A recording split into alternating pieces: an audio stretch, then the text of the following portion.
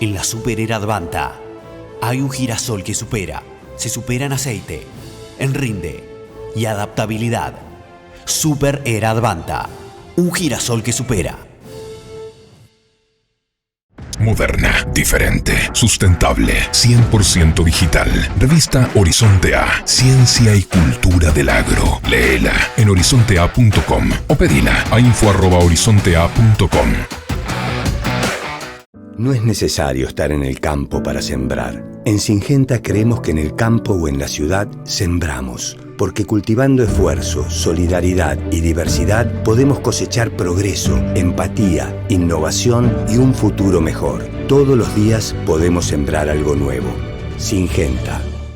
Bueno, ¿qué tal? Buenos días a todos. Gracias por hacerse presente a esta nueva charla. Para ser breve y porque ya estamos arrancando unos minutos tarde, paso a presentar a los disertantes del día. El ingeniero Pablo Catani es ingeniero agrónomo, especialista en sistemas de producción y uso de forrajes conservados, experiencia de trabajo en Centro y Sudamérica con climas templados, subtropicales y tropicales, enfoque en asesoramiento y gestión a empresas productoras de carne, leche, maquinaria agrícola, contratistas, técnicos y demás actores del sector. Desarrollo de sistemas productivos específicos por zonas y tipos de empresas de explotación pecuaria. También realiza asesoramientos de empresas relacionadas con la comercialización y el uso de maquinaria agrícola para la conservación de forraje, para la captación de nuevos mercados. También tendremos en este panel la presencia de Santiago. Es licenciado en Mecanización Agrícola de la UADE, egresado en 1994. Desarrollo y actualización y dictados de cursos para tractoristas, desde el año 94. Desde instituciones y empresas al comienzo, continuando en campos de forma particular, como permitió la actividad principal, y a partir del 2019 tiempo completo.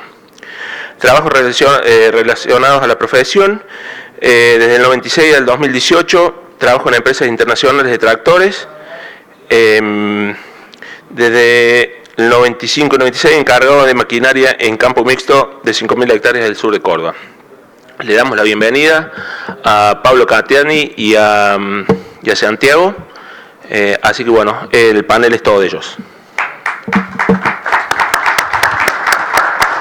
Hola. Bueno, somos nosotros nomás. ¿Puedo hablar de acá abajo? ¿Sí o no? ¿O les complica para filmar y todo eso? ¿Tengo que subir? Bueno, acá arriba. Listo. No sé, Santiago, si querés venir a compartir la silla acá. No me dejes solo, Santiago. Hasta que te toque el turno. Acá estamos como en la comisaría con la luz de frente. Bueno, buenos días. Contarles que cuando arrancamos con esta charla la idea era hablar de tecnologías, hablar de todo lo que no está escrito en conservación de forrajes. Entonces yo le voy a hablar de eso, de lo que no está escrito, con un par de recetas ahí medias magistrales, las que no nos tenemos que olvidar, pero me interesa sobremanera plantear cuál es la visión que tenemos de los forrajes conservados, y yo digo que es un conjunto de actividades y recursos, principalmente, que tienen que ser destinados para un uso específico. ¿Y por qué esto? Porque un silo no es igual para una recría que para una terminación, para una vaca de leche que para un novillo en terminación, o para una vaca seca, o para lo que ustedes quieran. Entonces, lo primero que tenemos que hacer es generar un recurso determinado. El gran problema que yo veo no es de ahora, viene de antes. El gran problema que tenemos en la educación en nuestro país es que somos demasiado ortodoxos y creemos que cuando nos salimos un poquito por fuera está mal. Y tenemos miedo de errar la receta, y aprovechando esta Fede Sánchez acá, hemos escrito un par de libros juntos y parece que si te salís de la receta es una cosa loca. Y en realidad la idea es salirse de... Chan, chan. Ahí va. La idea es salirse de la receta y poder, digamos, resetear nuestra cabeza para saber qué hacemos y hacia dónde vamos. Por eso le digo que parece un poco loco, cuando uno habla de un concepto holístico parece que es como que somos todos nubes, ¿viste? Una cosa así media media rara, pero la definición de holístico es el conocimiento global completo de un objeto, idea o persona. Y yo digo que cuando miramos el forraje lo tenemos que mirar todo, no solamente cuando yo lo hago, sino cuando yo lo uso, cuando yo lo preparo, quién lo uso, qué me entrega después, y ustedes que son todos especialistas en la nutrición de suelo, ¿qué me va a dejar eso al suelo, por ejemplo? Esos son todos los parámetros que tenemos que tener. Entonces, yo le digo que respecto al forraje conservado es bueno que peguemos un salto cuántico y nos planteemos qué necesitamos en la nutrición o qué necesita el nutricionista, cómo son los sistemas productivos, qué tipo de forraje conservado es mejor para cada tipo de sistema productivo. Santiago trabaja en el sur de la provincia de Córdoba, yo trabajo en Formosa, y probablemente no nos pongamos de acuerdo, porque en realidad el objetivo nuestro es diferente. Entonces tenemos que definir los forrajes por uso, por productividad, por lo que nos dejan después, por etapas productivas, etcétera, etcétera, etcétera. Respecto a la visión, es un conjunto de actividades y recursos. Yo siempre digo que si tenemos en una pata tenemos la tecnología y en la otra tenemos el proceso, y trabajamos solo con proceso, damos vuelta en redondo, y si trabajamos solamente con maquinaria también. Entonces, un poco de tecnología, un poco de recursos, un poco de tecnología, un poco de recursos, y esa es la manera que nos va a llevar adelante. Yendo a la cosecha propiamente dicha, ¿cuáles son los factores que más influyen en la calidad de forraje? Miren, ¿sabe qué es lo bueno? Que lo que más influye en la calidad de forraje es la cosecha y cómo lo hacemos. Entonces ahí ya a nosotros no nos pega duro la fertilidad de suelo, la variedad, dónde estamos. Nosotros podemos mejorar siempre el proceso mediante la cosecha. Y es ahí donde tenemos que tener algunos puntos en cuenta. Cuando nosotros vamos a cosechar y vamos a trabajar con maquinaria, lo que tenemos que empezar a ver muy de frente son los costos. ¿Y qué es lo que más me define los costos? La densidad de siembra y la calidad del forraje que yo voy a utilizar. Yo puedo tener el mismo costo de cosecha, pero si al forraje le faltan 2 puntos de proteína y 2 puntos de digestibilidad, me sale muchísimo más caro. Al punto de que a lo mejor en un momento no me permite productividad. Entonces, esa es más o menos la variable que tenemos que seguir. Yo le diría que acá mi charla termina, porque el resto está escrito. Busquen el libro de forraje conservado, no sé por dónde andará Fede ese libro ahora, pero si no me manda un WhatsApp, se lo mandamos, lo leen y ya está. Pero como la charla dura un rato más, vamos a ir, Mauro. Vamos a empezar por el principio, vamos a pensar en la siembra. La forrajera por excelencia en la República Argentina es la alfalfa. En realidad la forrajera por excelencia en la República Argentina son las megatérmicas, porque nosotros vivimos en un país que es subtropical. El 70% de la República Argentina está en clima subtropical o semiárido. Pero la alfalfa general, que quizás sea la que genera más impacto con sus 3, casi 4 millones de hectáreas sembradas en la República Argentina. Y ahí es donde voy. ¿La receta cuál es? Sembremos en otoño. Tenemos menos problemas con malezas. La siembra tiene que ser sí o sí subsuperficial. ¿Por qué? Porque cuanto más enterramos la semilla, menos energía tenemos o menos explosión de germinación tenemos. Y todo empieza con una muy buena cosecha. Yo particularmente lo siembro denso, porque lo que quiero tener son plantas de alfalfa. Y los que vienen y me dicen, no, yo le pongo un cultivo acompañante, así el primer año tengo más pasto. Vos vas a tener más pasto el primer año, pero vas a tener menos pasto los otros 3 años siguientes. Entonces esto es una cuestión de ecuación matemática. ¿Ok? Sembrar densa, ¿cuánto? ¿Cuánto de denso? Todo lo que pueda. ¿Te entran 20 kilos por hectárea? Dale. ¿Te entran 22 kilos por hectárea? Dale. ¿Y cómo lo siembro? La alfalfa no soporta tener demasiado hacinamiento en el surco. Bien desparramado, con siembra doble, con banderillero satelital, intercalando surco, al voleo, como quieran. Lo que sí, no la entierren y aseguren siempre el contacto de la semilla con el suelo para lograr una muy buena germinación. Cuando yo les digo que a mayor densidad de siembra voy a tener mayor productividad por hectárea, se me derrumban los costos, tomen el parámetro que ustedes quieran, yo le pongo ahí un heno, más o menos malo, 15% de proteína. Cuando tengo 10.000 kilos de materia verde por hectárea, ¿sí? Respecto a cuando tengo 14.000, me está bajando casi un 30% el costo. Lo que me derrumba el costo es la cantidad de plantas por metro. Y después, ¿qué otra cosa me derrumba el costo? La materia prima. Si yo corto el forraje en el momento justo, voy a tener la calidad que yo quiero. ¿Y cuál es el momento justo? Bueno, lo que hablamos recién, quiero proteína, quiero digestibilidad, quiero consumo. El valor relativo de forraje en alfalfa se determina en cuánto es capaz de comer un animal de ese alimento y cómo lo digiere. Entonces ahí tenemos que empezar a analizar fibra, FDA, FDN, tenemos que empezar a visibilizar el consumo y cuánto producimos por kilo producido, consumido por el animal. Para que ustedes se den una idea, la caída de 5 puntos de digestibilidad por ahí no parece muy complicado. Pero en un campo, a mí me representa 140 kilos de carne por hectárea en potencial de producción. Entonces, por ahí nos estamos volviendo locos con otros parámetros productivos y no le estamos llevando demasiado el apunto a la calidad del forraje. Y respecto a la calidad del forraje, hoy por hoy un concepto nuevo, que eso sí no está escrito, por lo menos en el libro es los grados día acumulados. La alfalfa es una especie templada, necesita grados días acumulados y nosotros generalmente tratamos de decir vamos a cortar en prefloración o vamos a cortar más lejos. Podemos combinar y ahí sí les tiro la receta. Si yo corto a 350 GDA de septiembre hasta la mitad de enero, no tengo problema con la reserva de la alfalfa. Siempre y cuando la deje descansar un poco más de enero hasta el final del otoño. La utilización en primavera tiene que ser para calidad. La utilización en otoño podría ser más cantidad o quizás poder trabajar para la próxima primavera en la persistencia de ese cultivar. ¿Ok? ¿De qué otra manera puedo producir más cortando más bajo? Y cortando más bajo, ¿qué necesito? Un patín de copiado. En 3 cortes, 1000 kilos más de materia seca, bajando 5 centímetros, 2 pulgadas el largo de corte. De los 10 centímetros que hablábamos antes a los 5 centímetros que hablamos hoy, hay 1000 kilos de materia seca por hectárea, o te diría, si yo calculo 6 cortes al año, puedo sacar 2000 kilos de materia seca más por hectárea y por corte. Le estoy regalando un corte más a la alfalfa.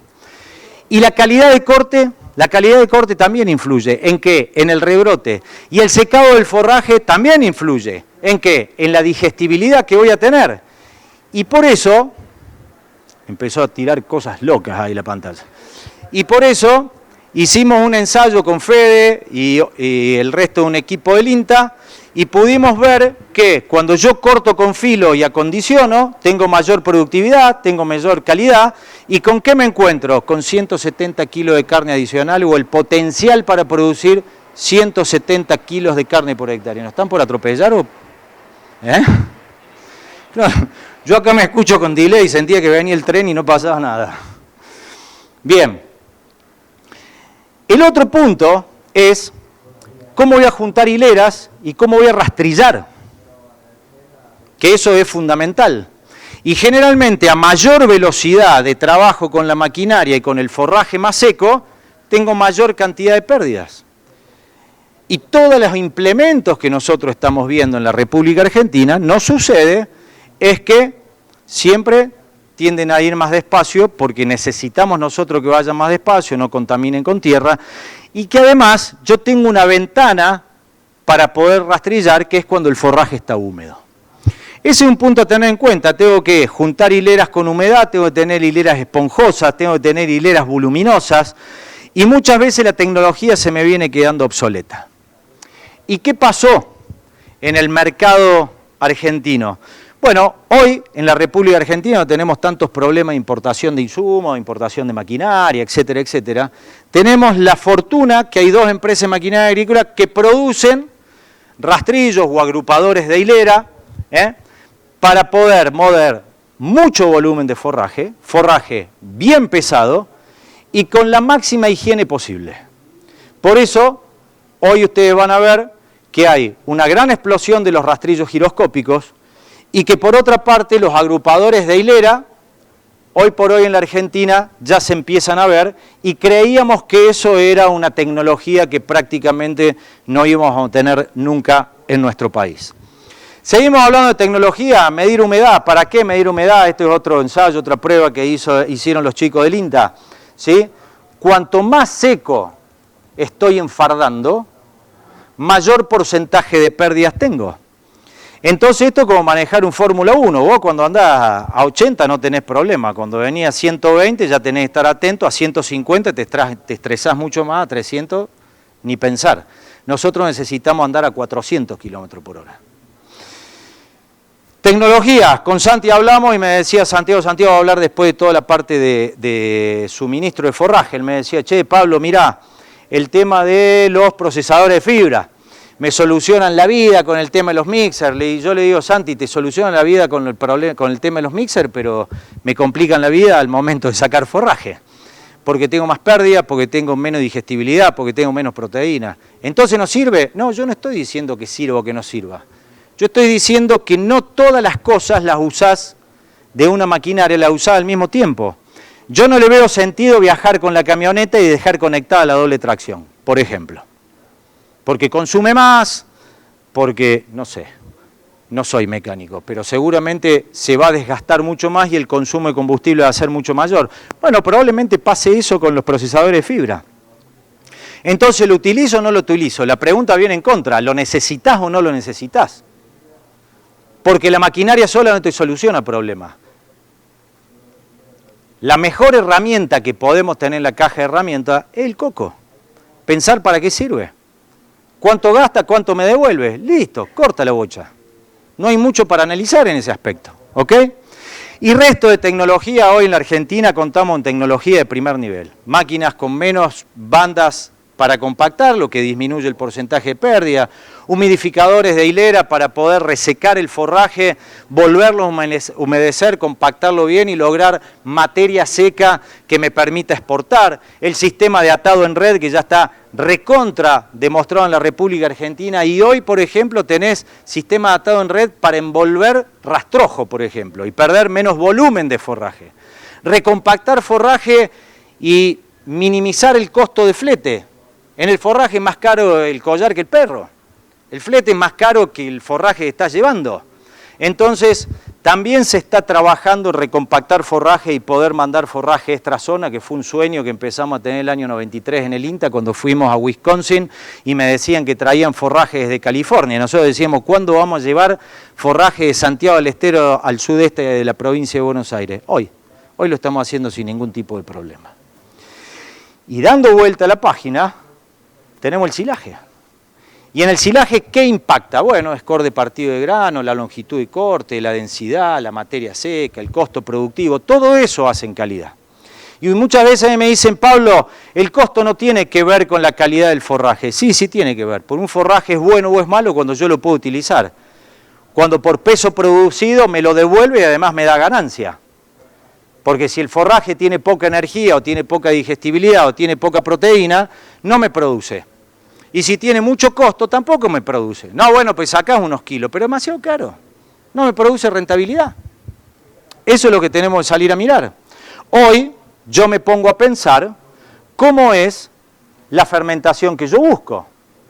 Y yo quiero una fermentación láctica porque es la que consume menos cantidad de carbohidratos solubles, es la que mejor se conserva, y al consumir menos cantidad de carbohidratos solubles para generar fermentación me deja mucho más cantidad de carbohidratos que se me convierten en digestibilidad aprovechable para que el animal convierta más kilos de carne, más litros de leche por cada kilo de alimento producido. ¿Y cuál es la tecnología que me permite a mí, además del proceso, lograr un excelente silaje? Bueno, por ejemplo, los inoculantes. Eso es tecnología. El uso de inoculantes. Yo puedo manejar la madurez del forraje, yo puedo dirigir la fermentación. Por ejemplo, hay lugares donde hay un campo que yo asesoro en Formosa que para una categoría de animales hacemos silos fermentados de una manera más acética. ¿Por qué? Porque no tenemos una tasa de consumo tan buena. Entonces necesitamos ácido acético para que se conserve mucho mejor. Y respecto de la maquinaria tenemos dosis variable, Respecto a la maquinaria, tenemos tanques enfriadores del caldo de inoculante para preservar la vida útil de bacterias y con menos cantidad de inoculantes tengamos más bacterias activas al momento de hacer silaje. Yo puedo aprovechar cuando quiera el forraje, yo lo puedo hacer hoy y lo puedo comer la semana que viene si quiero. Entonces el inoculante, ¿cuándo lo voy a utilizar? Cuando tengo productividad. ¿Y eso cuándo es? ¿El inoculante es un seguro por las dudas, me falle la fermentación? No. El inoculante es una herramienta para incrementar materia seca, porque yo cuando incremento materia seca, incremento el porcentaje de almidón en mi silo, y al incrementar el porcentaje de almidón, incremento la productividad por kilogramo de materia seca. Entonces tiene que ser una herramienta para poder fermentar en condiciones complicadas. Otro punto a tener en cuenta es qué tipo de maíz voy a utilizar. Si voy a lo macro, siempre prefiero los maíces dentados. ¿Por qué? Porque son más fáciles de partir. Y además hay una cuestión, si se quiere, química, que tiene que ver con la degradación a nivel de rumen que tienen los maíces. El maíz dentado siempre tiene mayor degradación a nivel ruminal que el maíz flint, que el colorado duro. Es lo que llamamos endosperma vítreo, porción de endosperma vítreo, y eso tiene que ver con el porcentaje de degradación de ese material adentro del rumen. Entonces hay una cuestión química y hay una cuestión física. ¿Y cuál tenemos que mirar? Las dos. Ya es hora que en la Argentina nos pongamos los pantalones largos y empecemos a hacer las tareas difíciles que nos vienen quedando, porque las fáciles ya las estuvimos haciendo hasta ahora. ¿Cuándo voy a picar cualquier forraje? Yo voy a picar forraje cuando me asegure que no tengo efluentes adentro del silo. Y eso generalmente ocurre cuando yo tengo más de 30% de materia seca. En todos los cultivos, en todos los cultivos. Sorgo, maíz, pastura, sorgo, maíz, pastura. Porque cuando tengo menos de 30% de materia seca, la célula no tiene capacidad de retener líquido. Y lo que hace es chorrear. Es cuando decimos el silo está orinando 4 o 5 días, que nos suele pasar cuando hacemos silo de sorgo, por ejemplo, y no hacemos el proceso como corresponde o en el grado de madurez que corresponde. Bueno, eso es lo que nos viene pasando. ¿Y por qué quiero materia seca? Porque en realidad nosotros antes veíamos el pH, pero el pH tiene correlación con la materia seca. Si yo tengo materia seca alta y pH alto, no tengo un mal silo. Si tengo pH alto y materia seca baja, ahí tengo un problema. Y no tengo cómo solucionarlo. Con altos niveles de materia seca siempre voy a tener mayor productividad y siempre tengo una herramienta para solucionar cualquier tipo de fallo. Yendo a eso, y una vez más, Fede, al final voy a llegar a pensar que alguna vez trabajamos en la vida. Hicimos un ensayo y empezamos a picar a diferentes niveles de materia seca y empezamos a ver las porciones de la planta entera, planta y espiga, cómo nos daba, y curiosamente descubrimos que a mayor materia seca, con el material más seco, donde parece que pierda calidad, tenemos mayor cantidad de digestibilidad, principalmente aportado por el almidón del grano. En 10-12 puntos de materia seca, 15 puntos de almidón. ¿Cuál es la manera de bajar los costos? Esto, manejar las fermentaciones y picar como corresponde. ¿Sí? Si yo soy un productor, mirá lo que te digo, 40 hectáreas, nada más, a 25.000 kilos de materia seca, o sea, un maíz malo en cualquier zona, yo puedo sacar 60 kilos de carne adicional por hectárea, por demorar la cosecha. Y en leche, te regalo 2 litros de leche por vaca y por día. Usted haga memoria cuántas cosas hicieron ustedes para mejorar los índices productivos, y a lo mejor acá tienen una herramienta que mucho más sencilla. Pueden cortar más alto también. Cuando corten más alto van a tener menos FDN, van a tener más inclusión, van a tener más energía, van a tener mejor rastrojo, van a tener menos contaminación con tierra, van a tener menos agua en el silo, porque el agua se aloja abajo. Bueno, fíjense, 2,5 puntos más de digestibilidad. Es una torta de guita. Y para esto, ¿qué necesitamos? Necesitamos tecnología. ¿Por qué? Para picar acorde a la materia seca. Y eso es una tarea que tiene que hacer la fábrica de maquinaria agrícola, de darle una respuesta inmediata al cambio de materia seca que viene leyendo el lector de materia seca de las picadoras. ¿Para qué? Para tener un largo de picado parejo, consistente y que me permita una excelente compactación. Y el partido de grano, por supuesto. ¿Para qué quiero grano si no lo voy a partir? Pero tocado apenas, no. Partido, molido. Pero Catani, vos hace 10 años me decías otra cosa. Claro, eso fue hace 10 años. En 10 años evolucionamos. En 20 años nos empezamos a comunicar por WhatsApp. Fíjate. Mirá lo que vimos morir. La televisión, el mail, un montón de tecnología. Pero era buenísima, sí, pero hoy tenés una que es más inmediata. Que al momento de tomar decisiones necesitas inmediatez. Bueno, eso está bueno. El partido de grano, ¿cómo tiene que ser? Por litro de forraje, por litro, en una jarra de 1 litro, una botella de coca para tomar Fernet, o lo que ustedes quieran, 1 litro de forraje no tiene que haber más de 3 granos enteros. Y tenemos que lograr que el 70% de las porciones de grano que encontramos tengan menos de medio centímetro. Porque esa es la manera óptima de aprovechar grano a nivel ruminal. Ahora, si hacemos todo esto, ¿cómo nos va a impactar? Bueno, probablemente hagamos un silo muy seco, complicado de compactar, y la tecnología me acompaña, en cierta forma me está acompañando. ¿Y por qué me está acompañando en cierta forma? En cierta forma me acompaña porque hoy, por ejemplo, tengo máquinas embolsadoras que tienen freno en la rueda, freno afuera del túnel y freno adentro del túnel. El problema que tenemos ahora es que las bolsas no aguantan toda la presión que le queremos meter.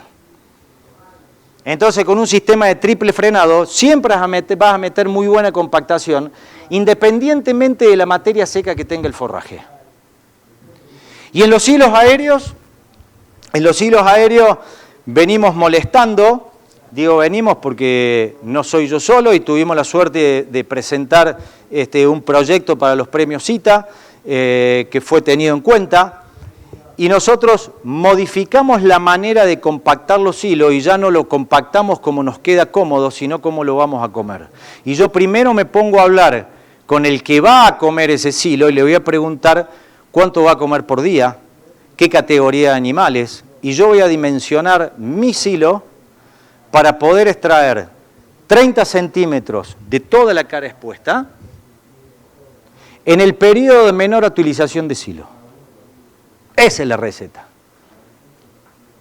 ¿Cuál es lo mínimo que vas a comer en una época del año? Tanto, ok, yo tengo que dimensionar mi silo para que ese día de menor consumo poder sacar 30 centímetros de la cara expuesta. ¿Por qué?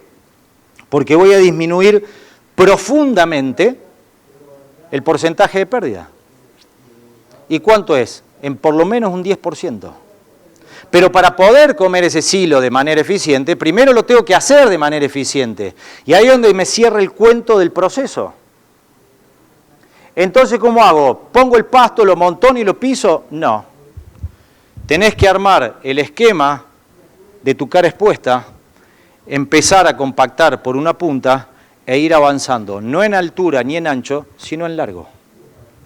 De esa manera los tractores pueden trabajar más paralelo al piso. Cuando trabajan más paralelo al piso, transmiten mucho mejor su peso.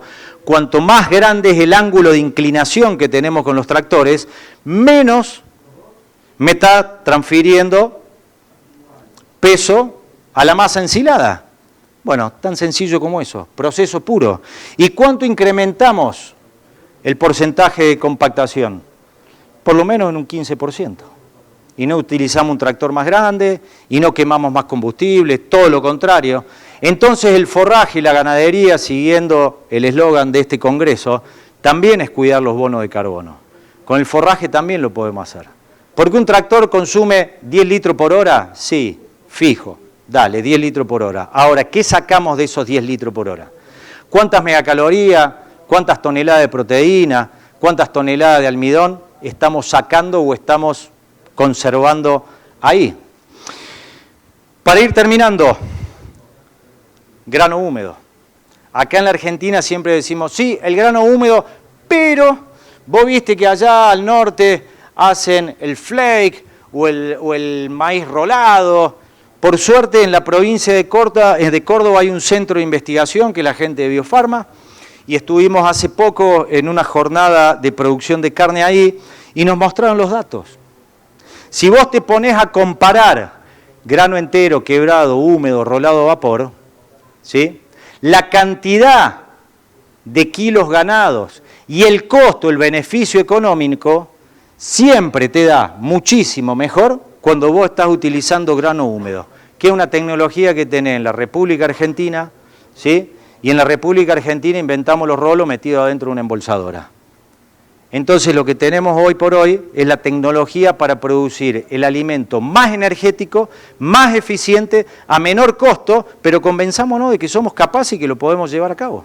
¿Y cómo se hace grano húmedo? Cuando vos tenés entre el 25 y el 30% de humedad en el grano. Y pero yo tengo el 18, lo parto lo mismo, lo vas a partir. Pero el almidón ya está recubierto por una cápsula proteica y la asimilación a nivel ruminal es menor. La gran ventaja del grano húmedo, ¿cuál es? El incremento de digestibilidad a nivel ruminal. Llegó el momento de los detalles. Si yo tengo que definir esta charla, llegó el momento de los detalles.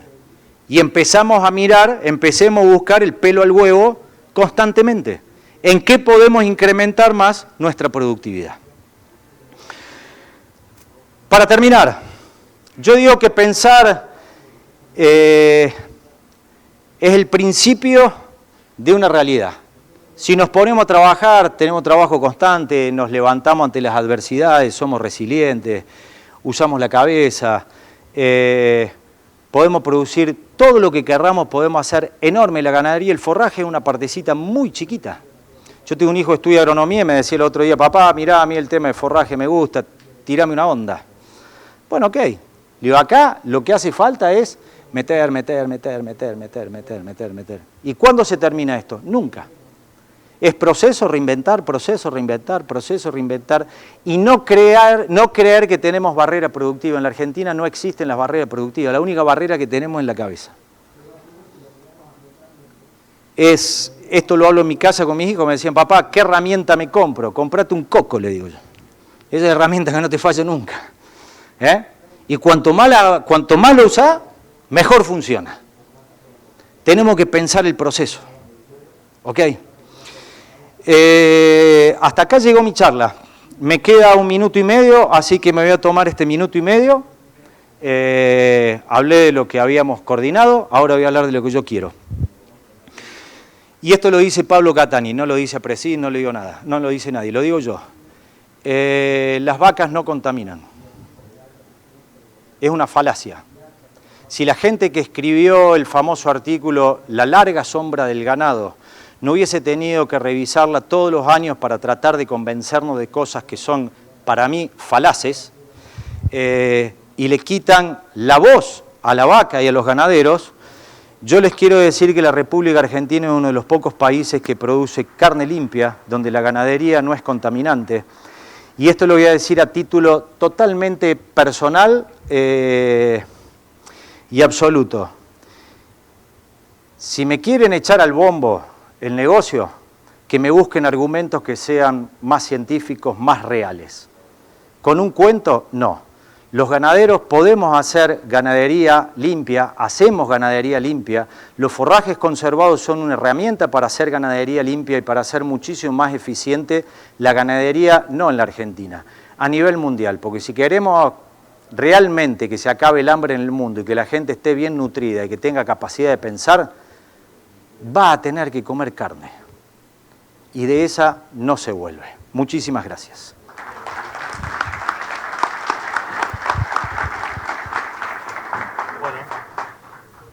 Bueno, buenísimo. Gracias, Pablo, por tus aportes. A continuación seguimos con Santiago y luego al final tenemos una ronda de preguntas. Así que, Santiago, todo tuyo. Bienvenido. Bueno, buen día. Mi apellido es Radrizani. Vos lo omitiste y la presentadora la erró también. Pero bueno, bien. La presentación, aquí está. Disculpame. Este va para adelante, pollo, ¿no? Ese pasa para adelante. Este para atrás, este para adelante. Listo. 10 puntos. Bien. Lo mío es eficiencia, como decía bien Mauro, yo trabajo bastante en tema feedlot, algunos tambos y demás, mi trabajo es con los tractoristas, y bueno, yo veo mucho el tema de la eficiencia, en base obviamente a los errores que uno ve más comunes. Cuando hablamos de eficiencia, esta es la imagen que siempre a todos se nos viene primero. Vemos la comida afuera de los comederos. Antes de los comederos vemos a veces las cargas cuando lo que rebalsa el balde no se vacía en la celda, termina saliendo acá. A veces los mixers pueden tener pérdidas que a veces si no te pones cerquita no las ves. Entonces la idea es qué costo puede tener para nosotros para empezar a pensar en la eficiencia. A nosotros muchas veces el bolsillo nos hace pensar, bueno, esto realmente es interesante. Supongamos un mixer que da 6 carros por día. En 4.000 kilos, son 24.000 kilos diarios que está dando ese mixer. Si nosotros ponemos una ración de 65 pesos, estamos hablando que ese mixer nos da 1.600.000 pesos por día de ración. Si yo puedo mejorar un 5% esa eficiencia, pasar del 90 al 95%, son 80.000 pesos por día. En esto que queda tirado acá, al mes son 2.400.000 pesos por mes que se nos escurren de los dedos. Si ponemos una dieta de 90 pesos el kilo, estamos arriba de los 3 palos tranquilamente. Entonces, la idea es ver varias causas, que hacen esa eficiencia y, bueno, ver un poquito de qué se trata esto. Ya en el patio de comidas muchas veces, vemos un patio que a veces quedan prolijos y demás, el tema de los espacios en el patio de comida, muchas veces nacemos alrededor de un silo, o alrededor por ahí de un bolsón, que normalmente casi siempre arrancamos con el silo, y de ahí vamos creciendo. Por ahí cuando empezamos con las obras fijas, empezamos con las celdas, empezamos por ahí con alguna plantita y demás, por ahí nos vamos encerrando y a lo mejor 50 metros que le ganemos a un lote no le hace absolutamente nada y adentro de un patio de comidas le ganás muchísimo.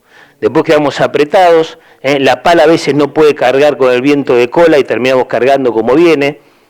La gente no opera cómoda. Otro tema bastante común son estos muelles provisorios que a veces se arman, tenemos una pala que no llega y bueno, con esto solucionamos. Pero estas cosas nunca pueden dejar de ser provisorias, porque esto funciona siempre en las mejores condiciones. Cuando empieza a haber algo de barro ya empezamos con los pozos, con esto, con el otro, y lo que cansa las maniobras a las personas. Parque de maquinarias, parque de máquinas, la guarda, acá vemos que está todo bastante prolijo, buenas intenciones, se quiso hacer bien, pero quedamos apretados.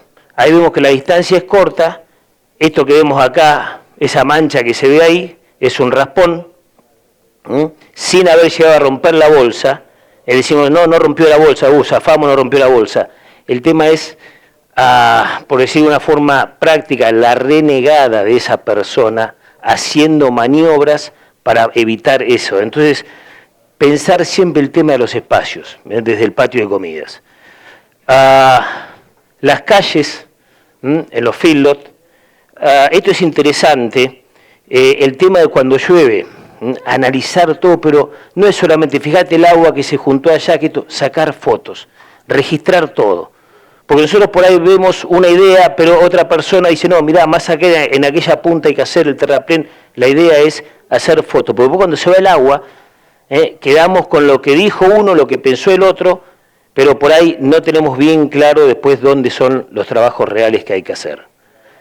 El tema de las rotondas, obviamente lo más lindo son las rotondas de material, a veces no se pueden hacer, pero acá es un tema fundamental. Cuando no se pueden hacer rotondas de material, tienen que ser muy amplias, porque enseguida empezamos con el tema de los huellones, el tema de los problemas, empezamos a girar cerrado, porque se empezó a comer el camino, empezamos con los problemas en los cárdanes, que se rompe la cestría de la toma de fuerza porque no hay lugar, Empezamos con el problema, a veces la pata de enganche se engancha, pues sí, siempre doblan abierto, pero si hizo el huellón y necesitan doblar más cerrado. A veces los cables de la balanza, si hay mangueras, otros agarran, tienen la soguita para el alto y baja del mixer. Empezamos con todo, que todo suma a esas renegadas que llamamos.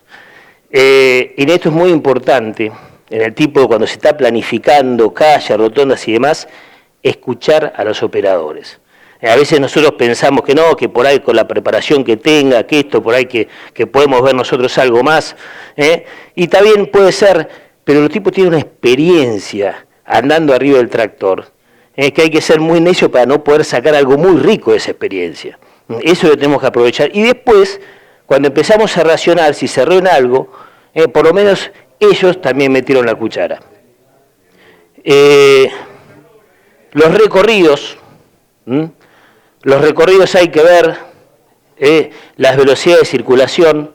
Nosotros a los tipos decimos que le den, y a veces en la calle no están para darle. Y hay que ser muy, muy cuidadoso con esto, con qué línea se baja en esto. Las presiones infladas también, nosotros siempre nos preocupamos que no le falte presión para que no se nos soplen las cubiertas. En realidad las cubiertas, esas panzonas que son bastante saladas de conseguir, pero a veces hay mixers que están trabajando con duales, con 100 libras cada, y esos mixers se desarman. Mucho cuidado también con el tema de las cargadoras. Las cargadoras muchas veces venimos con presiones altas, pues son máquinas que están hechas para trabajar con otro tipo de material, y después nosotros la ponemos a trabajar a lo mejor 2000 metros de carreteo para ir a buscar, y esas máquinas con las presiones de fábrica se desarman. Cualquier cargadora con 30 libras es más que suficiente. Son estructuras que sufren muchísimo. Los tractores también pasa lo mismo. Pucha, espera, ¿qué pasó acá? Ahora sí. Bien, perdón. Y en esto también es importante los parámetros que vamos a tener para pasar la niveladora. Nosotros vamos andando por el mixer, nos parece que por el filo, nos parece que está bien. Vamos porque vamos viendo los terneros, viendo otra cosa, pasamos con la camioneta por el costado y demás, pero cuando vemos cómo pasa un mixer, la maniobra que tiene que hacer el mixer para pasar, ahí enseguida empezamos a notarnos, che, bueno, vamos a pasar la máquina, mira cómo pasa este tipo. Entonces la idea es tener parámetros, no exponernos a las frenadas que significan las calles rotas en la circulación de los feedlots. Estas fisuras siempre aparecen si no tomamos atención a esto. El tema de recorridos simples, los boyeros. Muchas veces tenemos piquetes en el fondo, los terneros cuando arrancan, o por ahí siempre queda un piquete en el fondo que vamos a repartir adentro de los corrales. Las pasadas de los eléctricos tienen que ser simples. Acá tenemos, por ahí muestra un sistema automático con un control remoto que sube y baja la tensión, abre la puerta, por decirlo de una forma. Pero muchas veces no está esto, entonces los tipos empiezan a pasar, que pasan el tractor y el mixer por arriba con mucha habilidad. El tema de los que tienen menos habilidad empezamos a enganchar. Y peor todavía, las personas que se bajan del tractor, lo dejan en primera, van y pasan, lo dejan el tractor que pasa regulando. Primero lo hacen despacito, después lo hacen en alta, con el tremendo riesgo que es la subida de un tractor en movimiento. Nunca pasa hasta que un día pasó. Los comederos, muchas veces vemos estos comederos que quedan bien para que la vaca tenga circulación y demás, pero cuando voy a racionar este tipo de comederos, que están alternados, comederos lineales, son 3 metros, 5 de vacío, otros 3 metros, el tipo vive trabajando con el embrague. Algunos tipos por ahí más vaquianos, por ahí te lo hacen sin usar el embrague, pero uno más aprendista continuamente, frenando, arrancando, tirando afuera en cada arranque. Entonces, no te iba a hacer comedero de 50 metros, pero este tipo de cosas se planificó pensando en la vaca, pero para el tractor esto es complicadísimo. El tema de la alineación de los comederos. En los comederos muchas veces esto de madera, la vaca te lo mueve, sí, te los mueve la vaca, no te los mueve todos los días, pero siempre más o menos algo te los mueve. Poder trabajar a tiempo y acomodarlos a tiempo, si no el mixero empieza para adelante, para atrás, que ponerlo de costado. Hay gente que los afirma abajo, de esa forma se mueven menos, pero buscarle la vuelta para facilitar el trabajo.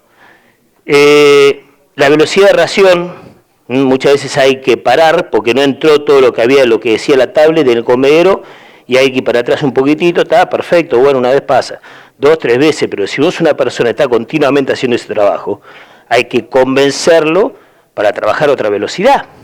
No puedo modular la velocidad con el embrague. La velocidad se modula con la caja.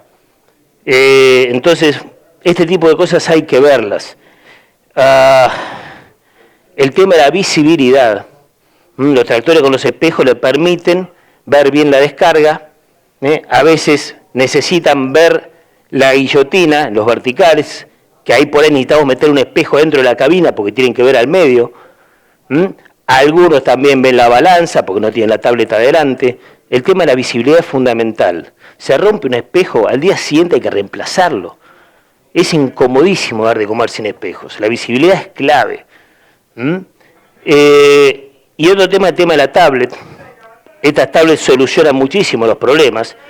La verdad que agilizan mucho, te organizan prácticamente toda la distribución, los recorridos y demás. El tema es que estas tablets, a veces estamos dependiendo un montón de enchufes, de esto, del otro, entonces tenemos que tener respuestas rápidas frente a los daños de la tablet. Esto es fundamental, porque la gente queda muy colgada del manejo de estos programas. Entonces, si atrasamos esta respuesta es complicado. Y el otro tema es que hay programas que tardan mucho en habilitarme para el próximo comedero. O sea, yo dejo para un comedero y la tablet es la que le habilita al tipo que puede pasar al próximo. Pero tiene que cargar los datos y le cuesta a veces leer la balanza. Y por ahí vemos el tipo que está 1 minuto esperando que la balanza le habilite, que la tablet le habilite para el próximo comedero. Esto en los programas hay que verlo también. Mixers, consumo de potencia. Cualquier mixer, acá vemos un mixer que está mezclando, no sé, marcando 1900 vueltas. Yo le dejo fijo el acelerador, cuando desconecto la toma de fuerza, cualquier mixer recupera 70, 50, 70 vueltas.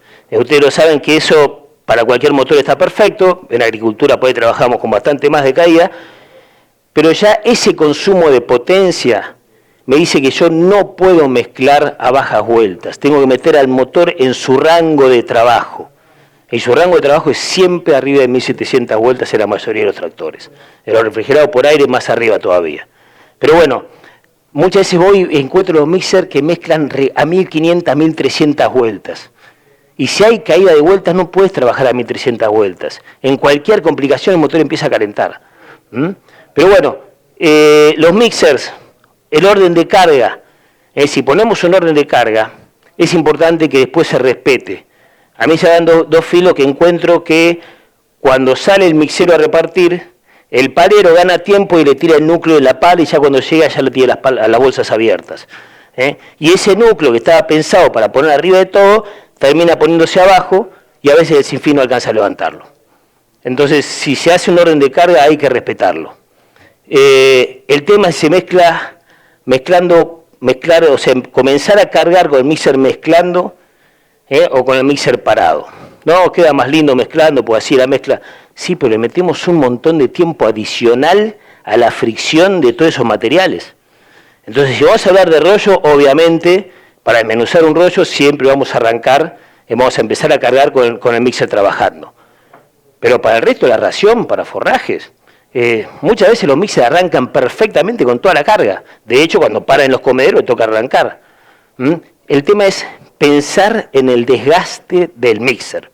Hablamos de mezclar 8 minutos, 5 minutos, y para los mixers están 15 minutos, porque se complicó un bolsón, porque fue a la otra punta, que esto, que el otro, y esos mixers se comen. Entonces, desde ese punto de vista, más allá que después la mezcla puede llegar a separarse, la ración, lo fundamental es pensar en el desgaste que le puedo evitar al mixer. Bien. Mezclar en carreteo está totalmente perfecto, solamente con la precaución de que en los virajes los tipos se acuerden y corten la toma de fuerza. Pero bueno, se gana mucho tiempo mezclando en carreteo. Los mixers necesitan una revisión semanal, que es un lavado y un engrase completo, y una completa mensual, pero cualquiera de las dos con anotación, es lo fundamental. Vemos acá algunas de las guardas de los mixers. Esto también es un clásico. Muchas veces el mixer muleto se usa y queda, y se guarda y va a estar 15 días, 10 días sin usarse, y a veces queda en estas condiciones. Esto no es un tema del mixero, esto es un tema de la administración. Porque yo voy y le digo, che, fíjate, dejá el mixer, dejalo limpio. Pero el tipo fue, lo dejó y salió en otra. Entonces decir, mira, dejalo y mandame una foto como queda adentro. La verdad que estos mixers se carcomen muchísimo. El cereal, el ácido de la ración es complicadísimo. Un tipo que deja una hélice como quedó ahí, el tipo sabe que nadie le va a decir nada. Esa hélice es una hélice que queda vertical, que la ves de cualquier lado, es una desmalezadora que queda rebatida. Entonces, este tipo de cosas hay que apuntarle desde la administración. Tractores, fundamental los tractores que tengan marchas bajas, para justamente no tener que estar modulando con el embrague. Capaz que después termina racionando en segunda o en tercera, pero que tenga la alternativa de marchas bajas para poder meter bien la ración en los comederos. Toma de fuerza con embrague independiente, esto es igual que las tolvas, hoy en día ya ni se discute esto en el tema de los mixers.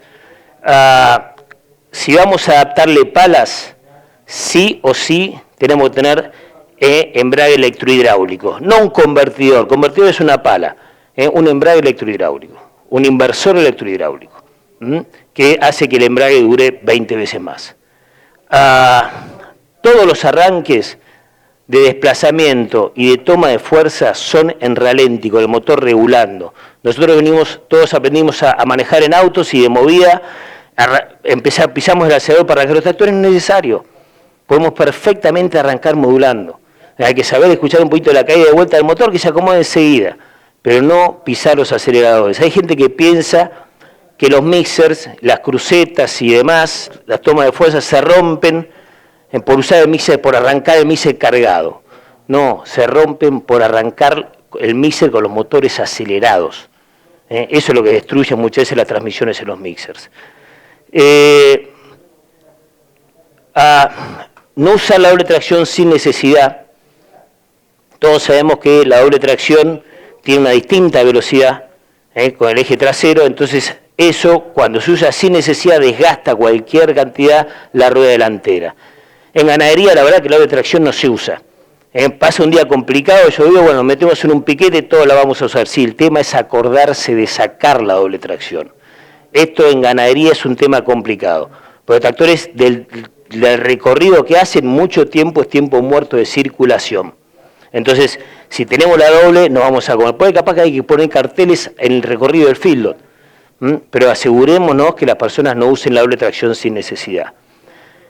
También los tractores, mantenimiento semanal y un 250 horas con anotación. Y un tema importante, los radiadores que uno ve en el tema de mantenimiento, jamás con agua en los tractores. En los radiadores, en los tractores, siempre con aire comprimido.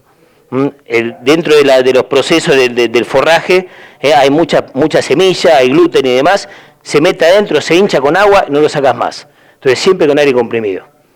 Aparte los tractores, por la altura que tienen los radiadores, no juntan barro como la camioneta o los camiones.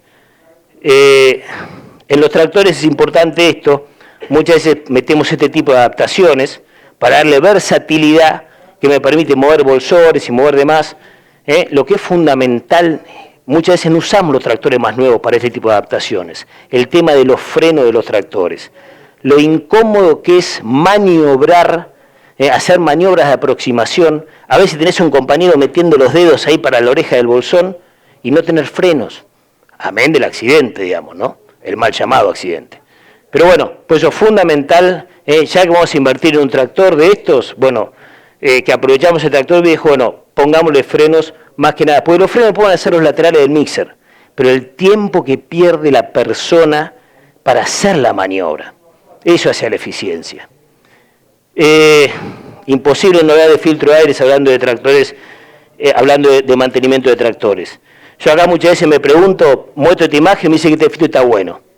Está bueno porque miran que afuera no tiene tierra, pero miren la tierra que tiene el cuello adentro. Nunca puedo tener tierra ahí. Después muestro este filtro y la gente me dice, no, mirá cómo está este filtro, pero este filtro por dentro miren cómo está. Acá no pasó un gramo de tierra. Si deja de pasar aire acá, me lo va a decir esto, que nadie lo usa esto. Pensamos que esto lo pusieron los fabricantes porque no sabían qué ponerle al tractor. O sea, los tractores, los filtros hay que aprovecharlos a fondo y cuando están llenos se tiran, pero ese es el medidor de restricción que me dice a mí cuando el filtro está, y no con inspección óptica. Bien, es un tema aparte, pero bueno, hay que grabarse en la cabeza que el filtro por dentro tiene que estar nuevo. Ese es el mejor parámetro para saber si un filtro está bien o está mal. Tractoristas, en temita complicado en ganadería mucho más que en agricultura. La falla de mano de obra no son de personas aisladas, es el sistema que permitió que esa persona por ahí tenga esa falla, porque lo conocimos a lo mejor. En las administraciones de los equipos de siembra siempre hay un gran porcentaje de gente fierrera, porque está en la piel del agricultor el fierro. En los filos y en los tambos el porcentaje casi desaparece. A nadie le gusta los fierros. Muchas veces no encontrás un tipo en un feedlot, a veces sí, pero a veces no encontrás un tipo, muchas veces, que le gusten los fierros. Y eso es un gran problema. A la búsqueda de operadores hay que darle tiempo, más que a la de maquinarias. A veces, muchas veces, si ya tenemos gente que anda muy bien de a caballo y anda bien, a lo mejor se puede tratar de moldear esa gente que ya la conoces, ya sabés qué tipo de persona es. Al tractor no es tan complicado. A veces es mucho más complicado meter un tipo de afuera que no sabes ni cómo es ni demás, pero hay que darle tiempo a las búsquedas de las personas. Y un tema importante es el comienzo del trabajo. Tiene que ser la vuelta alrededor del mixer y del tractor viendo los puntos de mantenimiento. Si yo lo meto al tipo y andar a racionar con Carlito, que te explica más o menos, después yo le quiero decir de mantenimiento, pero el tipo ahí ya incorpora que el mantenimiento en esa empresa no es tan complicado. Entonces, de movida, si quiero que cuidemos los fierros, de movida, si queremos cuidar los fierros, el arranque tiene que ser así. A verificar la experiencia que tenga, hay alguien que se le tiene que poner a la par y ver qué experiencia tiene. Cómo fortalecer las debilidades. La formación y el arreglo deben ser en función de las expectativas. Yo también tengo que ver que el tipo me va a cumplir a mí y que al tipo realmente le sirva, que él sienta que puede progresar ahí adentro. Sí, nadie quiere prometerle a un tipo que no conoces, pero yo digo el arreglo en cuanto a cuidar a los tipos que andan. Acordémonos de los números de la eficiencia. Las instrucciones en seguridad en un tipo nuevo es fundamental. Instrucciones de seguridad porque si hablamos de inseguridad, el número de eficiencia nos mata. ¿Cómo lograr la camiseta? A veces se puede. Es difícil, sí, pero a veces se puede. ¿Cómo se van a controlar los resultados de una persona que empieza a trabajar? Hay que darle tiempo para estar a la par y controlar al tipo. Y eso es lo que a veces por ahí en las administraciones no hay tiempo para ver eso. Hay que ver realmente si el tipo camina o no camina. Nosotros por ahí estamos muchas veces muy metidos en ver qué cantidad de comida se dio, en qué horario se dio y demás. Bueno, pero hay que ver cómo están los fierros también. ¿Cómo se evita la frase cuando yo lo agarré ya estaba así? Eso en el cambio de manos de un tractor, esto es muy complicado a veces. De alguna forma hay que buscarle la vuelta. Un responsable por tractor es tan costoso, si uno lo ve a primera vista y sí, yo no puedo, la administración no puede tener. Se evitan muchísimos problemas. Pero bueno, hay que poder hacerlo. Hay que poder llegar a tener un responsable. ¿Qué pasó? En realidad, el aceite de grupo es el liderazgo del encargado, y esto armar los grupos de trabajo cuesta bastante, pero un poco esta es la finalidad. Problemas comunes de los racionadores, es un trabajo muy monótono, mucho más que la siembra. La pala es muy monótono. Guarda con eso en los pareros en los filos, normalmente hay que tratar de que los tipos salgan a repartir también. Estar todo el día con la pala, los tipos los satura. El contacto continuo en el patio de comidas a veces genera conflictos, porque van, vienen y siempre se juntan y está la charla ahí. Comunicación de novedades. Lograr que un tipo te diga lo que le pasa a un mixer o a un tractor es dificilísimo. No, pues yo supuse que sabía. Suponer siempre es más fácil que asegurarse. Hay que lograr desde todo punto de vista, ¿no? Entonces hay que lograr que las novedades se comuniquen. En esto los grupos de WhatsApp, bien administrados, hacen que todos sean más eficientes. Porque el tipo reclama algo, pero lo deja, queda anotado, queda la foto. El que no le gusta escribir por la ortografía, lo dice con el audio. El grupo de WhatsApp es buenísimo para el tema de maquinarias. Es común que al final de la jornada falten corrales por hacer, y por más que el tipo por ahí sea un extra, los tipos quedan agobiados. Hay tipos que se van de los hilos, y no por un tema de plata solamente, sino porque se cansan. Entonces hay que buscar de este tipo de cosas, el tipo a veces los va matando. Porque siempre en último momento, che, quédate un rato más, que nos faltó esto, que el otro, y si, a veces le dicen que sí, y por ahí quedan, después terminan yéndose. Mantenimiento de los tractores, cualquier operador y el mixer, si no lo hace el operador, la información, el conocimiento que el tipo tenga de ese tractor es fundamental para hacer el mantenimiento. Una persona capaz de manejar un tractor puede realizar su mantenimiento preventivo apoyándose en manual e instrucción sin ningún problema. Tipo que maneja es mucho más difícil que cambiar un filtro. Y con lo bueno que la persona esa conoce perfecto al tractor. Entonces no solamente le va a cambiar los filtros, sino que le va a acomodar los detalles que él conoce. Tanto para el mantenimiento como para el manejo, se debe comprometer en firme al proveedor del equipo en la entrega técnica. Esto es bien interesante. Interviniendo siempre la administración. Muchas veces se entrega una máquina, viene una persona, explica todo y lo ve solamente una persona, un tractorista porque el otro no estaba, y a lo mejor no queda registrado los miles de consejos que tiró el tipo en la entrega técnica. Y el tipo después se fue a hacer otro trabajo. Y cuando hay dudas, a lo mejor de manual no están, y capaz que la entrega técnica se había hecho. O sea, siempre hay que registrar las entregas técnicas de cualquier equipo. Hay muchas anotaciones que son esenciales para toda la vida útil de la máquina. El engrase es un trabajo muy tedioso, se hace entre dos personas. Hay que tener tiempos asignados en las rutinas para los mantenimientos. Las personas cuando están libres van a tomar mate y se ponen a charlar. Es lo natural. Che, fíjate cuando terminás, fíjate engrasar. No, el tipo está en otra. Hay que estar bien asignados, días semanales, 2 horas un equipo, 2 horas otro, que sea parte de la rutina, no cuando se pueda. Herramientas y la política de uso. Yo sé que las herramientas a veces desaparecen. Sí, las herramientas desaparecen, pero ¿cuánto tiempo perdemos cuando no las tenemos disponibles? Hay que hacer una buena política de uso, pero las herramientas tienen que estar. Se pierde mucho tiempo cuando van, viene la llavecita, esto, mucho tiempo. Incentivo, no lo sé. A mí me pasaba por no sé, en equipo de labranza en Formosa, decía, mirá, Santiago, si los tipos se pueden engrasar, dejan de cobrar hectáreas que voltean. Y es un tema. Hay que pensarlo. Siempre, siempre, lo más costoso es que queden bujes sin engrasar. Eso es lo más costoso. Entonces hay que buscarle la vuelta, como sea, para que los bujes se engrasen. Registros, todo lo que no se anota es perder tiempo y plata. Todas las personas involucradas deben comprender su ventaja de para qué. A lo mejor el operador, la ventaja del operador es que todas las novedades que él ponga en el registro, las avisó y quedaron registradas. Entonces nadie le puede decir, che, vos no dijiste nada, no, mirá, te lo dije y aparte quedó en el registro. Para él su ventaja es esa. Para la administración la ventaja es todo que esté todo registrado. Pero todos deben entender la ventaja para que los registros duren. Solo datos importantes, concisos. Ya descripciones deben ser muy cortas, evitando la cursiva. Ya estamos terminando, tranquilo, Mauro.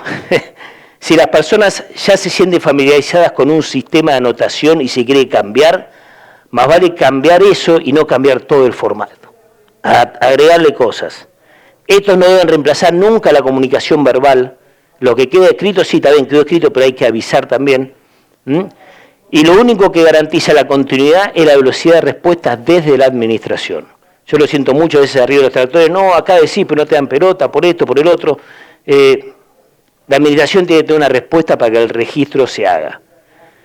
Y después una forma de archivar práctica, porque si una persona, un encargado que está después de estar todo el día atrás del mixer, tiene que ponerse a las 7 de la tarde a cargar datos en una planilla de Excel, ese registro no va a andar. Entonces, que sea algo práctico. Acá vemos un registro típico, algo muy simple de un campo, que es simplemente un multiple choice, y se anota solamente las novedades o las cosas raras. Pero es algo simple, que la gente le puede llenar fácil, que no haya un tema de comprensión de que no entendió lo que decía. Bueno, bien, hasta aquí hemos llegado. No sé si hay tiempo, dudas y demás. Mauro. Buenísimo, Santiago. Bueno, Santiago Radrizani, muy interesante todos los puntos que has tocado, así que un aplauso para ambos. No, está bien. Pablo también. Vamos a proceder con algunas preguntas que han llegado al chat. Acá lejos porque hay distanciamiento social, o ¿cómo es que te...? No, que no te queremos. Ponga acá, pues. Está bien, bueno, dale, uno en el medio.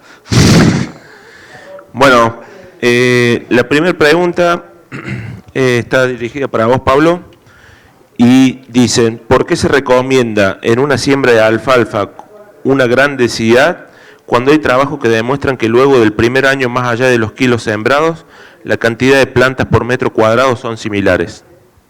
Ok, porque en el primer año vas a tener, primero, van a ir quedando plantas, siempre hay un remanente de plantas, y además hay que ver cómo las sembrás para poder realmente darte cuenta si el problema fue la densidad o fue dónde pusiste la densidad. Vos podés sembrar 20 kilos a 17,5. En el primer año vas a tener una explosión de forraje, pero después el autorraleo va a ser muy fuerte. Si vos sembrás 20 kilos al voleo o a 8 centímetros, vas a tener mucho más porcentaje de persistencia de esa planta. Entonces no es solamente la densidad, sino la distribución, y no la distribución en el surco, sino la distribución entre surcos. Ese es el quid de la cuestión. Tener una excelente distribución entre surcos para asegurar persistencia de la mayor cantidad de semillas a los 120 días. Perfecto, bien, simple y claro. Con respecto al tema de alfalfa, también vos hablabas de los grados días acumulados. Sí. Recordame, eran algo de 360 días. Bien. Te corto, espera. Sí. ¿En qué estadio fenológico más o menos tenemos esa acumulación de... ¿En qué estadio fenológico para decir, bueno, a ojo, está bien, si después uno ve si quiere más proteína o quiere más volumen de pasto cosechado, pero más o menos... Perfecto. ¿En qué estado fenológico estamos?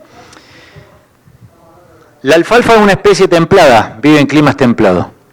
Generalmente, a partir de los 400, 450 grados día acumulado, florece. Entonces, nosotros en el territorio nuestro, calculamos más o menos que cada 30 días, en algunos casos cada 35, 28, estamos volviendo al lote en un estadio, ponele, de prefloración. Si te vas al campo, a uno de los campos donde yo trabajo en Formosa, nos encontramos que florece mucho más rápido. Antes contábamos los entrenudos, con 8 entrenudos me iba a tirar la flor. Y nos vamos a Formosa y nos damos cuenta de que con 6 entrenudos ya florece. Pero eso tiene que ver con los grados de día acumulados. Los grados de día acumulados se cuentan la cantidad de grados acumulados por encima de 5 grados centígrados por día. Generalmente los 30 días me da otro ciclo de floración. Lo que yo hago es, antes de florecer, cuando la alfalfa florece, trasloca todos sus nutrientes digestibles a su sistema reproductivo para asegurar la descendencia. O sea que la digestibilidad se me va a la semilla, a la flor, se me va para ahí. Yo no le puedo pegar tan duro a la alfalfa, porque como acumula reservas en su sistema radicular, si yo le saco y no dejo que acumule, se me complica el flow de la alfalfa básicamente. Bien, entonces, ¿qué tengo que hacer? No hay ningún problema que yo le dé duro, como les dije al principio, en la primavera, desde el primer rebrote de la alfalfa hasta mediados de enero.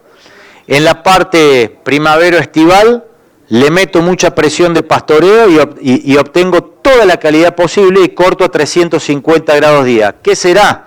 botón floral, prefloración, directamente. Y después saco los cortes de volumen, que es dejándolo florecer un poquito más, pasado botón floral, quizás 10% de floración, en donde ya voy a acumular mayor reserva en su sistema radicular. Pero también hay que tener en cuenta para qué voy a utilizar esa alfalfa. Hoy yo veo un sistema, por ejemplo, de recría que no necesito más de 15-16% de proteína, pero sí necesito buena digestibilidad, 60% de digestibilidad.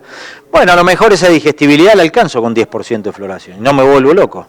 Otra cosa sería producir alfalfa para vender, donde a lo mejor el comprador no quiere fibra, sino que quiere nutrientes solubles. Y otra sería, como pasa mucho en la República Argentina, en los feedlot, quiero fibra. Bueno, no hay ningún problema, cortalo con 150% de floración. A lo mejor no utilizaría alfalfa para ese tipo de recurso forrajero. Entonces, va de acuerdo a la calidad, al tipo de uso, la frecuencia de pastoreo que yo puedo hacer y la cantidad de cortes que voy a utilizar. Y si me permitís, Mauro, una cosa más, generalmente cuando estamos trabajando en sistema de pastoreo, buscamos grupos largos. O sea, que me dé 8, 9 rebrotes, los grupos 9, 9 y medio. ¿Por qué? Porque es una alfalfa sin latencia y que me va a permitir pastorear todo el tiempo. Cuando yo utilizo sistemas para reserva, me convienen los grupos cortos porque concentran producción en la época estival. En la época estival tengo aseguradas las precipitaciones y además tengo asegurado que si voy a producir, por ejemplo, heno o tengo que jugar con el secado del forraje, cuando tengo por encima de 15 grados centígrados, media día, voy a empezar a tener una buena tasa de secado de forraje. Excelente. Tengo otra pregunta ya más ligada a lo que es heno. Por acá me dicen, ¿hay manera de trabajar bien con rastrillo lateral o tenemos que pensar en eliminarlo definitivamente para hacer un heno de calidad? Si ustedes me aseguran que cuando salga de acá no va a haber un fabricante de maquinaria con ganas de matarme, yo te digo la verdad. No, yo no hablo de eliminar. No hay herramientas malas. Hay herramientas que están subestimadas, herramientas sobreestimadas o herramientas mal manejadas. Si dentro de los parámetros de calidad del forraje nosotros medimos ceniza, podemos decir que la mejor manera de mover un material delicado que pierde hojas, si yo quisiera mover esta botella de aquí a donde está Mauro, lo mejor sería levantarlo y trasladarlo. Generalmente los rastrillos laterales o los rastrillos que trabajan por fricción, lo que hacen es ir moviéndola y friccionando el suelo, con lo cual voy a ir contaminando con tierra, voy a aumentar el número de golpes. Por eso es que yo les mostré un rastrillo giroscópico cuyo recorrido es mucho menor y está mandado por una toma de fuerza y no necesita fricción contra el suelo para mover el forraje. Por eso les mostré un merger que acá en Argentina se conocen como agrupadores de hilera, que levantan el forraje y por una cinta de goma lo transportan hasta el costado. El tema es ver en qué campo estamos, en qué nivel tecnológico estamos, en qué nivel de inversión estamos y tener en cuenta que la mejor máquina sin proceso es un gasto. La peor máquina con proceso es una excelente inversión. Entonces ahí es donde tenemos que jugar. Para mí no hay máquinas malas. Para mí hay máquinas que no están utilizadas para lo que realmente fueron concebidas. Hay máquinas que están mal reguladas y hay máquinas que pueden estar mal utilizadas de acuerdo al propósito. Perfecto. Bueno, de eso ya después nos podrá contar un poco más Santiago acerca de máquinas mal usadas. Una pregunta más, Pablo, para vos. Y sí, la última.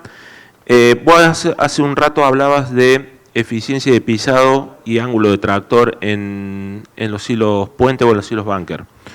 ¿Qué nos puedes decir la relación de tractor de HP para lograr óptimas densidades? ¿Y qué nos puedes decir también acerca del tapado de estos sistemas de almacenamiento? Siempre pensando, ¿no?, en ser eficientes y teniendo calidad de comida reservada. Bien. Hay una relación. Y la relación es con el peso del tractor.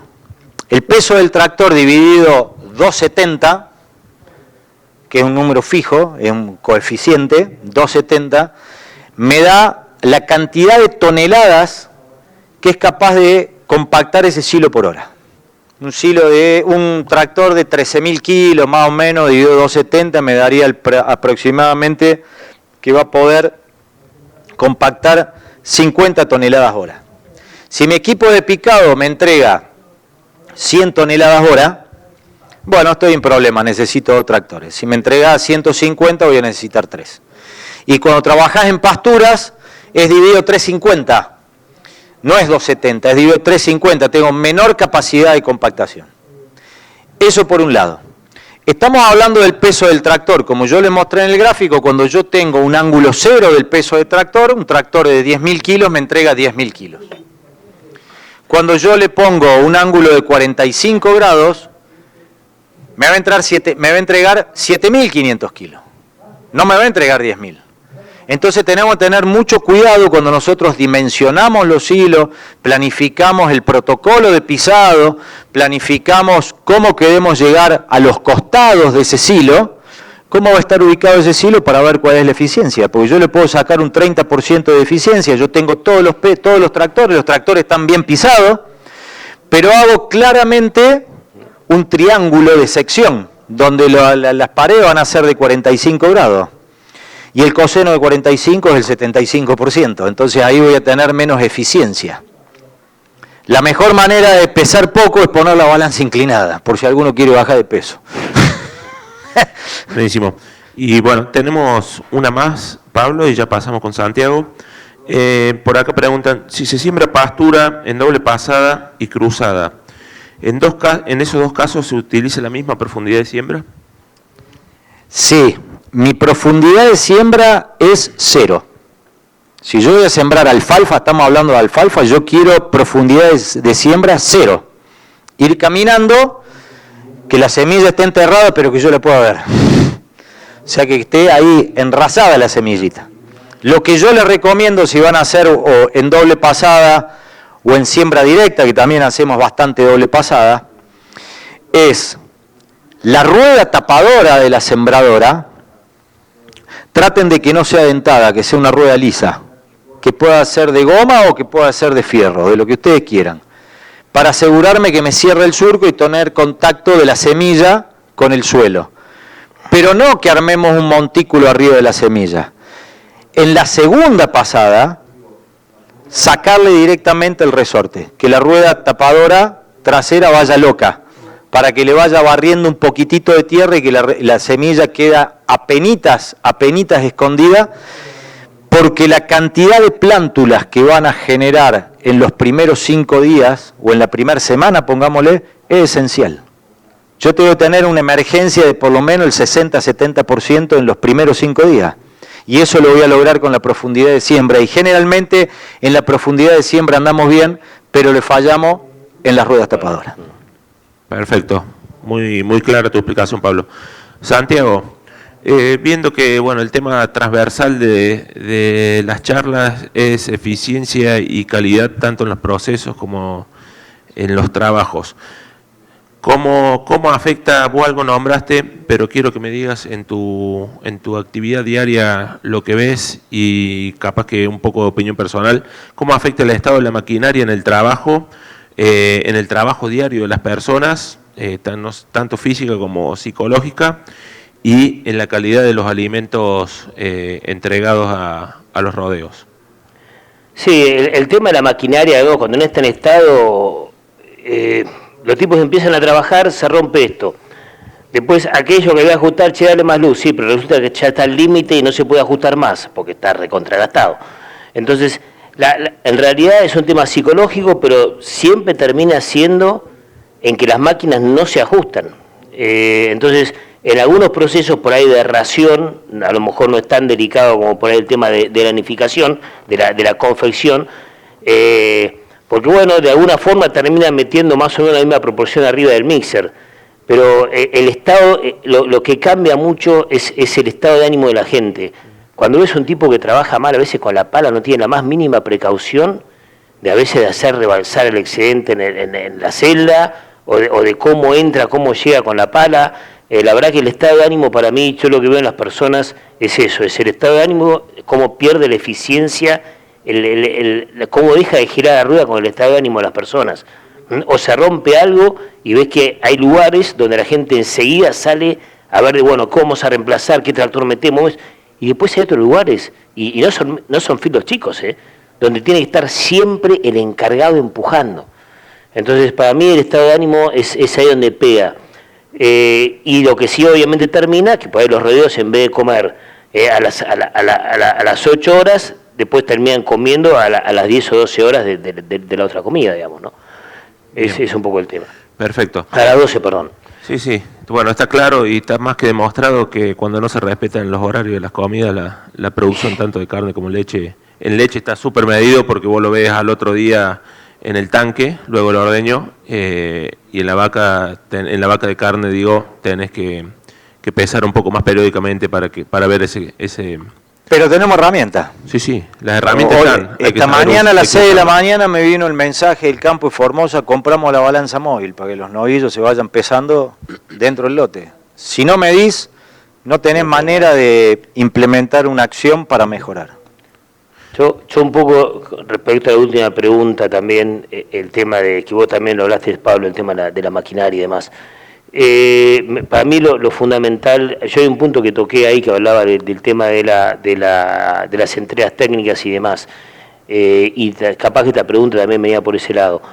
Para mí es fundamental, muchas veces en los campos ves máquinas que hay controles o formas de regulación que las personas no las conocen, y la máquina se entregó hace 3 meses atrás. Entonces para mí el tema de las entregas técnicas, de conocer bien la máquina, qué posibilidades tiene, qué se puede hacer, para mí es fundamental, y muchas veces en la ganadería muchas veces cuesta mucho más que le demos pelota a eso. Para mí pasa por ahí el tema, y vos también hablabas de la buena máquina mal usada. Para mí es fundamental eso, o sea, el conocimiento de la máquina y de las posibilidades que tenga la máquina que toque en cada campo. Bien, si me permitís,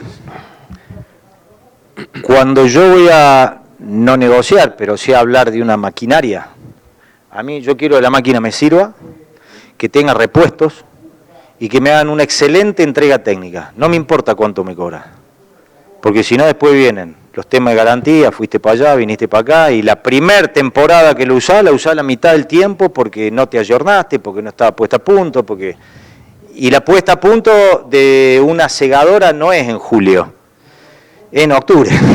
Cuando le está usando, porque después con las cosas que tenemos en la cabeza se nos olvida y...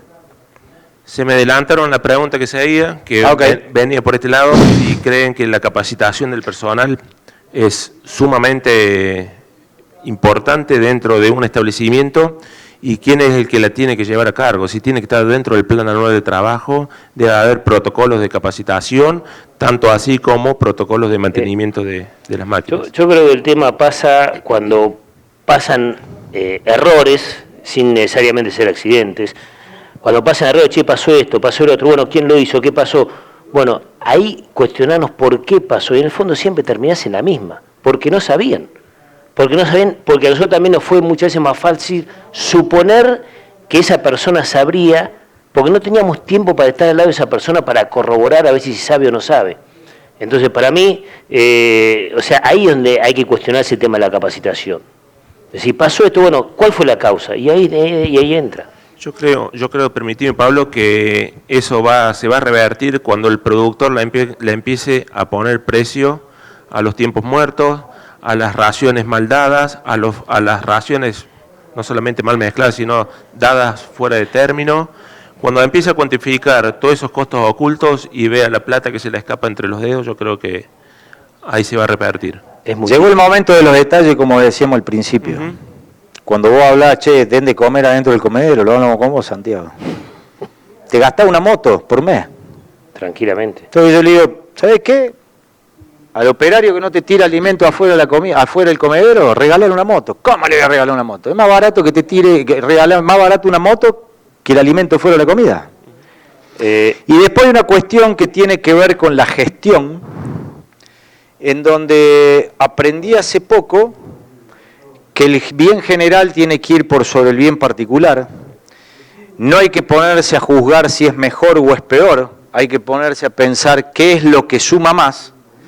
Y las decisiones no son malas o buenas, son livianas o son pesadas. Si tomás una decisión que le va a resultar barata, pero pesada a futuro para la explotación, tenés que empezar a trabajar desde el minuto cero. Buenísimo. Bueno, no hay más preguntas, así que quiero agradecer a Santiago Radrizzani y Pablo Catani por esta excelente disertación y un fuerte aplauso para ellos dos. No, está bien.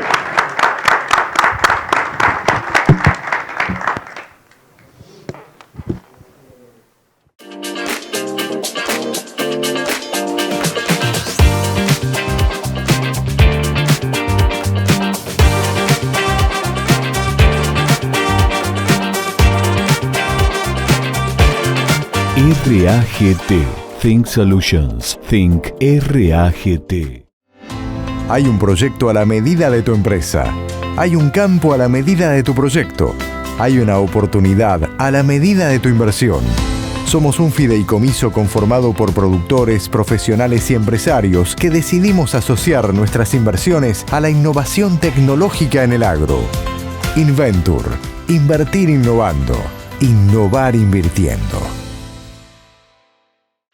Todo comienza donde vos le das vida a nuestra tierra. Sos guardián de nuestros suelos. Construís una agricultura sostenible. En lo más valioso de tus días, estamos con vos. Protegiendo tu presente, aseguramos juntos el futuro. Zurich.